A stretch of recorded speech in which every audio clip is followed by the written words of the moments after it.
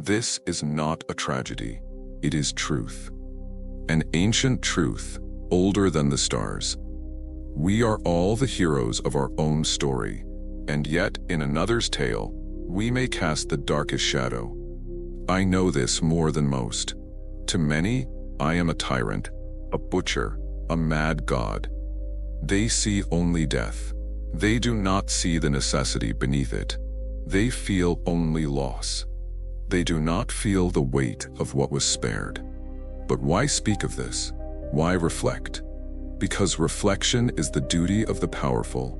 To act without reflection, that is the path of true madness. I did not seek conquest, nor dominion. I sought balance, a universe teetering on the brink of its own undoing. Worlds collapsing under greed. Civilizations devouring themselves in blind pursuit of more. Resources finite, life infinite, a paradox left unchecked, and so I chose to act. To restore what none else would dare to face. But for this I am hated, feared, reviled. Understand this. It is not goodness that spares you from being a villain. It is not mercy, nor restraint. You can offer all the kindness in the cosmos, and still, you will be seen as evil in another's eyes. Perspective defines all things. To those who lost family, I am a monster. To those spared from starvation, I am salvation. Neither view is false. Both exist. In this duality, I find peace, for the path of conviction is not walked seeking adoration. It is walked for what must be done. You too will face this.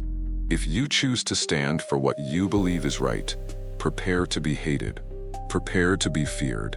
And when that day comes, you must ask yourself, do I walk this path to be loved?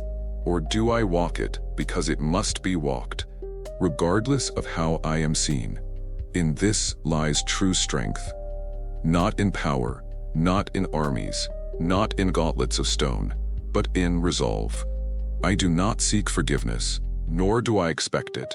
For to seek forgiveness is to deny the weight of choice, and I do not deny it. If I am the villain, then so be it.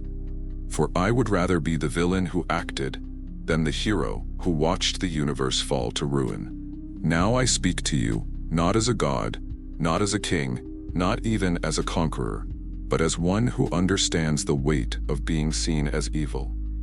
And I tell you this, no matter how good you believe yourself to be, no matter how noble your intent, in someone's story, you will be the villain.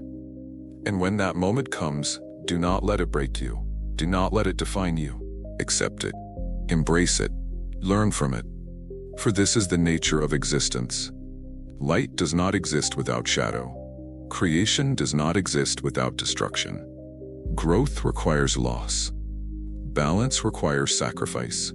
I have seen entire worlds cling to the illusion of endless light, denying the shadows growing beneath their feet. But no being, no civilization can escape the cycle.